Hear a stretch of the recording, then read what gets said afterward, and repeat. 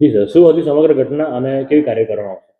આજે સવારે ન્યૂઝપેપરના માધ્યમથી સમાચાર જાણવા મળે પછી તાલુકા પ્રાથમિક શિક્ષણાધિકારી દ્વારા શાળાની મુલાકાત લેવામાં આવી છે, જેમાં જાણવા મુજબ એક બાળક ટાંકી સાફ કરવા માટેની કામગીરીમાં ટાંકી પર ચડ્યો હતો, ત્યાંથી પડી જવાથી એના હાથે ઈજા થયેલ છે. સમગ્ર ઘટના શાળા સમય દરમિયાન બનેલ છે, એટલે ઘટના માટે જવાબદાર શિક્ષક કે મુખ્ય શિક્ષક જે કોઈ હશે એની જવાબદારી નક્કી કરી એની સામે શિસ્ત વિષયક પગલાં ભરવામાં આવશે. આચાર્યએ વાલીને 15,000 રૂપિયા આપીને મામલો બેસાડી દેવાનું બી કહ્યું હતું, એવા આક્ષેપો કરવામાં આવ્યા છે. એ બાબતે કશી કાર્યવાહી થશે? એ વર્તમાન પત્રમાં જાણવા મળ્યું છે. ડિટેલ તપાસ થશે એટલે એ હકીકત જે હશે એ બહાર આવશે. બાળકો પાસે સર ઘણી શાળાઓમાં આવી રીતે કામગીરી કરવામાં આવતી હોય છે, તો આ ક્યારે બંધ થશે?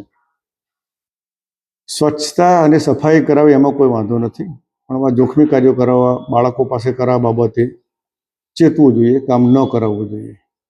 આવા કિસ્સાઓમાં જે તે શિક્ષકોને કેવી સજા કે કેવી કાર્યવાહી કરવામાં આવતી હોય છે? એ તપાસને આધારે કેટલી ગંભીર ભૂમિકા છે શિક્ષક કે આચાર્યની એ નક્કી કરીને પછી જ એની સામે નિયમ અનુસાર કાર્યવાહી હાથ ધરવામાં આવશે. વિદ્યાર્થીને આ જે ઘટના થઈ એમાં કોઈ સહાયતા કરવામાં આવશે? હાલ પૂરતી તો એવી કોઈ માહિતી છે નહીં, છતાંય તપાસ કરીએ છીએ. એવી કોઈ યોજના છે નહીં કે બાળકને આપણે મદદ કરીશું.